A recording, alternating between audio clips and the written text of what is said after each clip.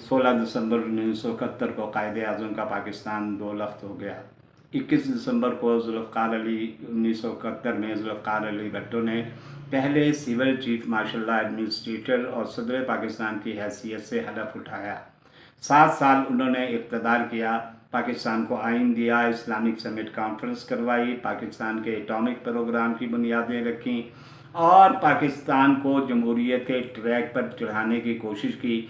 लेकिन चूँकि भुट्टो भी फ्यूडल लॉर्ड था, तो फ्यूडल लॉर्ड होने की मिजाज से उसकी उस्ताद तबा में सिविल फाशिज्म जो है वो भरपूर तौर पर मौजूद था। उसके ज़माने में भी हज़ारों सियासी कारकुनों को कैदोबंद की सोबतें जो हैं वो बर्दाश्त करना पड़ी उनके दौर में। और मुखालिफ जमातों के लोग तो एक तरफ रहे, यानी मुखालिफ जमातों में ये मुफ्ती महमूद का बेटा फजलुर्रहमान जो आजकल बहुत हमायत कर रहा है पीपल्स पार्टी के और जरदारी के साथ खड़े होने के लिए, वो मिन्नतें करता है और फ़ोटो सेशन करवाता है। इसके वालिद मुफ्ती महमूद को उन्होंने कौमी असम्बली से डंडा डोली करवा के सार्जेंट एट आर्म्स के थ्रू कौमी असम्बली से बाहर शाराए दस्तूर पर फेंक दिया था।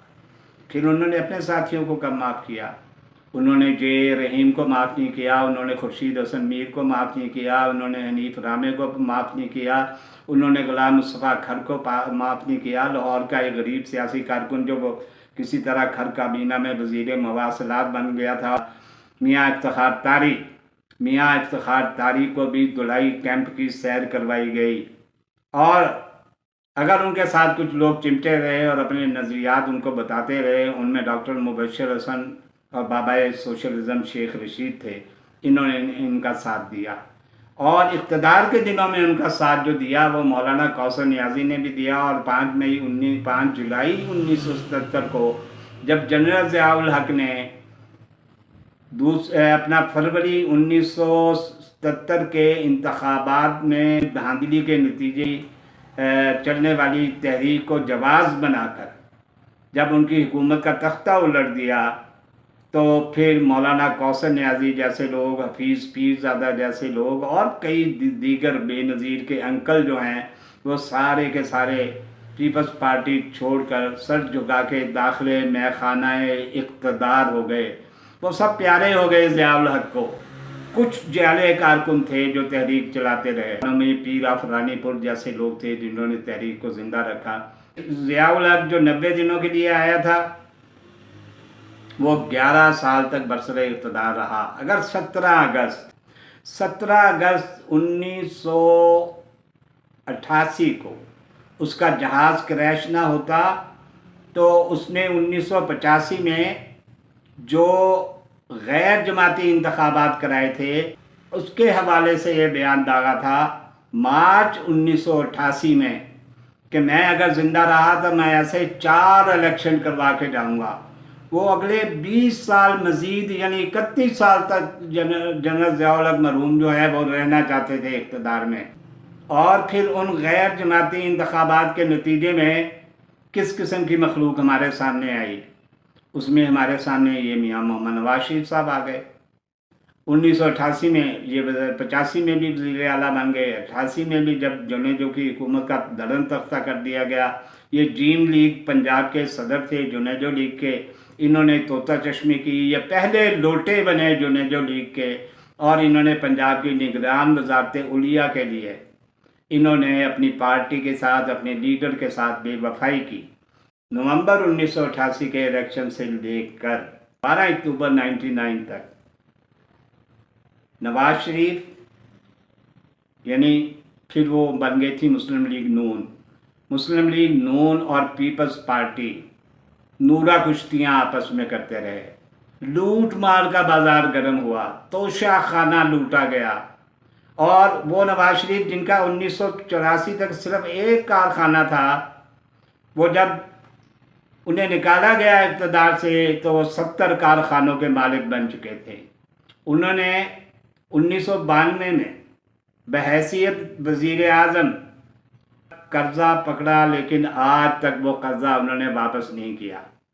दूसरे अहदे इक़्तिदार में जो उनका मार्च 97 से शुरू होता है, उसमें उन्होंने कर्ज़ उतारो मुल्क सवारो मुहिम के पैसे पकड़े के उन्वान से लोगों से मदद मांगी कि ये कर्ज़ा हम अदा करेंगे IMF का, और उस ज़माने में 30 अरब रुपया लोगों ने जमा करके दिया।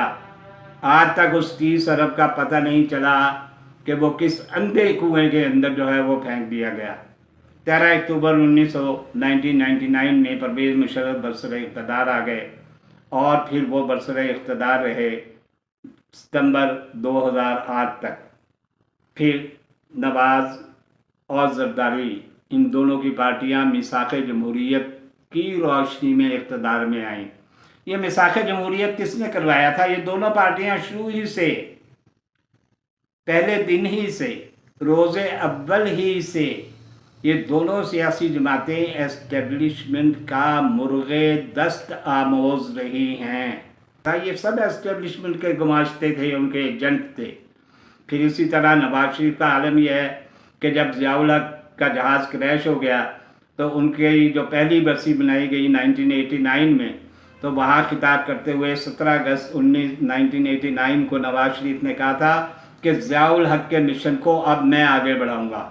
यानी डिक्टेटर्स के ये एजेंट रहे हैं, एस्टेब्लिशमेंट के पिट्ठू रहे हैं, ये उनके परवरदा, उनके साख्ता परदाख्ता मखलूक है। ये एजेंसियों के टेस्ट ट्यूब बेबीज़ हैं जो इस मुल्क के इक़्तिदार पर काबिज़ हो गए। फिर 2018 तक लूट मार का बाज़ार एक बार फिर गर्म हुआ। दरमियान में इमरान खान आया, 3 साढ़े 3 साल के बाद उसके इख्तियार का बिस्तर गोल कर दिया गया और ईवान इक़्तिदार से उसे एक डायरी लेकर बाहर जाने पर मजबूर कर दिया गया। और फिर 15 माह से 13 जमातें मिल गईं और 14वीं पार्टी एक नादीदा पार्टी है जो इस मुल्क में असल में हुकूमत करती है, वो भी उनके सर पर अपना दस्ते शफ़क़त रखे हुए थी। और अभी चंद दिन हुए हैं इस मुल्क को PDM की मकरूह, मनहूस और लुटेरी हुकूमत से जो है वो निजात मिली है। अब पाकिस्तान की ये 75 साला तारीख़ के जस्ता वाक़यात मैंने आपके सामने रखे हैं, चंद चुनिंदा बातें आपके सामने रखी हैं। ये आज का पाकिस्तान, इसे देखें तो मैं अगर किसी सीनियर पाकिस्तानी से मिलूं जो एज वाइज सीनियर है, उससे पूछूं कि बताओ क्या ये पाकिस्तान आपने इसलिए बनाया था, वो यकीनन इनकार कर देगा। उसका जवाब यही होगा कि ये जानते कि चुन चुन के हमको तोड़ेंगे, ये जानते कि चुन चुन के हमको तोड़ेंगे, तो गुल कभी ना तमन्नाए रंगो बू करते।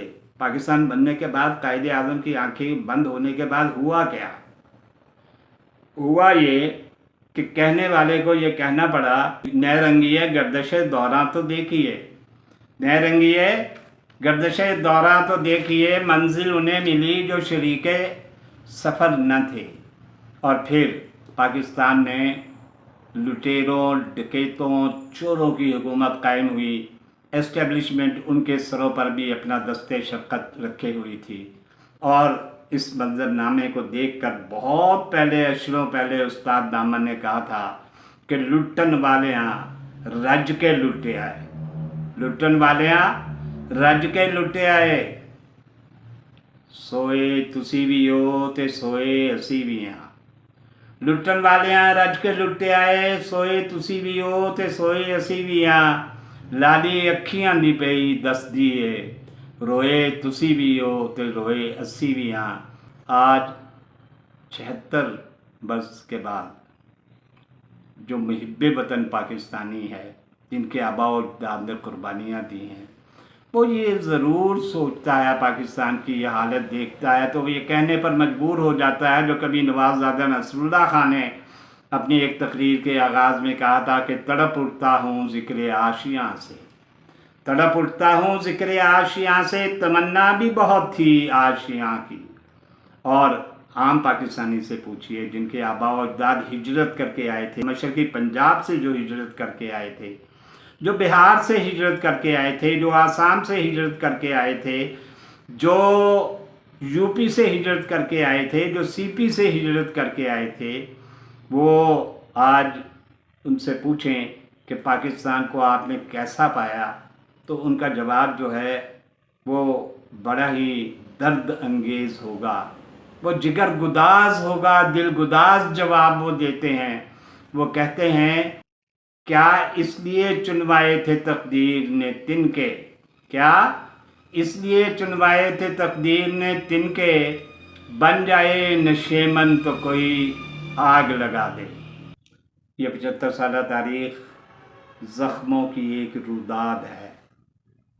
یہ زخموں کی کہانی میں کہاں تک بیان کروں گا. چند جستہ جستہ واقعات اور چند جستہ جستہ باتیں میں نے آپ کے سامنے کر دی. کہتے ہیں جی کہ 14 اگست کو پورے تجھ کو احتشام، ارادت و عقیدت اور جوش و خروش کے ساتھ منایا جائے. بھائی کیسے؟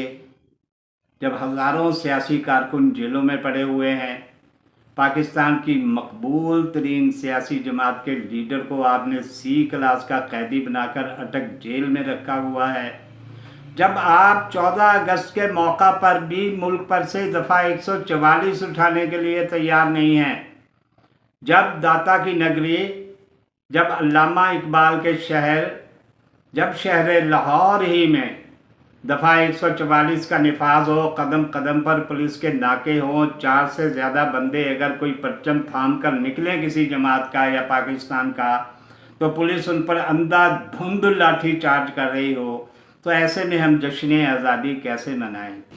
آج جب میں یہ منظر دیکھتا ہوں تو مجھے 1857 کی دلی کی ویرانی یاد آتی ہے، جب بہادر شاہ ظفر نے یہ کہا تھا، ہے تو یہ غزل کا شعر لیکن ہم پاکستانیوں کے لیے یہ مرثیہ بن گیا. اس نے کہا بات کرنی مجھے مشکل کبھی ایسی تو نہ تھی، بات کرنی مجھے مشکل کبھی ایسی تو نہ تھی، جیسی اب ہے تیری محفل کبھی ایسی تو نہ تھی. چشم قاتل میری دشمن تھی ہمیشہ لیکن جیسی اب ہو گئی قاتل کبھی ایسی تو نہ تھی. اللہ پاکستانی قوم کو ہزاروں ایسے یوم آزادی منانے کے مواقع عرضہ کرے، اور ہم فریب کاروں اور دھوکے بازوں کے دھوکے میں نہ آئیں کہ پھر ہمیں پچھتا کر یہ کہنا پڑے جو کسی شاعر نے کہا تھا کہ چمن کے رنگ و بو نے، چمن کے رنگ و بو نے اس قدر دھوکے دیے مجھ کو، چمن کے رنگ و بو نے اس قدر دھوکے دیے مجھ کو کہ میں نے شوق گل بوسی میں کانٹوں پہ زباں رکھ دی. اللہ حافظ.